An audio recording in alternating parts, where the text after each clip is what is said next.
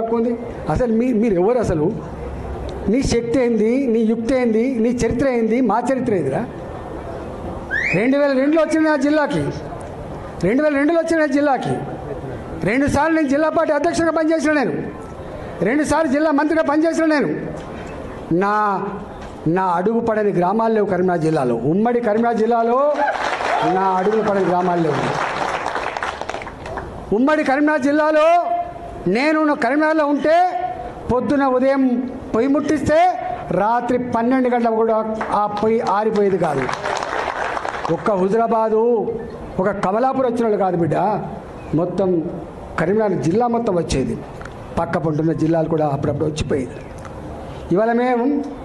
2 సార్లు 40 ఫ్లోర్ లేదని చెప్తున్నా అంటే నాకు తెలియని జిల్లా ఉంటుందా నేను పోని మండలం ఉంటుందా నేను మాట్లాడినటువంటి జాతులు ఉంటాయా మీకు మా చరిత్ర తక్కువ తెలుసుకోడు కా మీ చరిత్ర మీకు తక్కువ తెలుసు